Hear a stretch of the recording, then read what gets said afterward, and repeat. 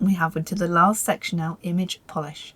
Polish, finish, contrast, subtle contrast, medium, muted contrast, a sharp punch, bring up the lights, turn down the lights, and a vignette. So for example, a vignette's going to add that darkness around. I'm going to grab a black brush, paint this off our subject.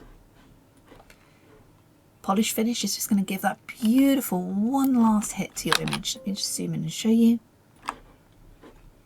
Before and after. You see, it's very subtle, but it gives a beautiful polished look. Sharp punch is just going to add sharpness all over. Before and after. You can turn the opacity down because the strength of this really does depend on what you want the final result to look like of your image.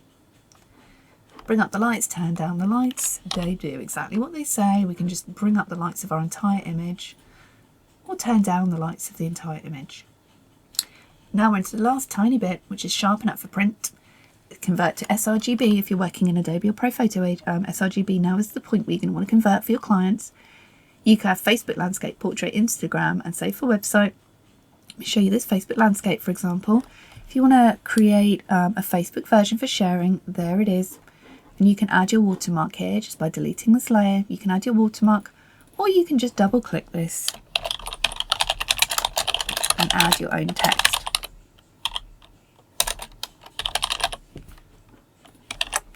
And we can just move this anywhere.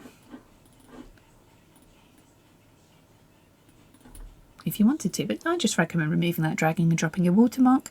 If you'd like to make a watermark brush that you can add easily, again, you can go on the Adobe Actions website under blogs, and you can see how to make your own watermark brush for free in Photoshop. So that is an overview of the Portrait Vogue. If you stuck right here till the end, it's a long tutorial, but it's worth it because now you know how each section works, and you've got a really great knowledge now of jumping in and editing your own images using the set. I'm going to just quickly snapshot and flatten so we can see where we started and where we finished using these actions. And that was a long edit because I was talking all the way through it and showing you so many actions that we weren't going to use. The actual edit itself, when editing something like this, is minutes.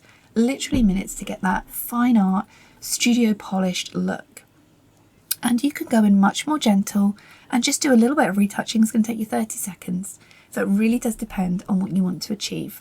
I hope you love these actions. Please do join our Facebook group, Facebook.com/groups/Lemon Sky Actions, where you can come in and you can, chat to other experienced LSP action users of all levels and share your work. And you can also tag me, Lauren Bennett Tippins, in any post so I can help you out.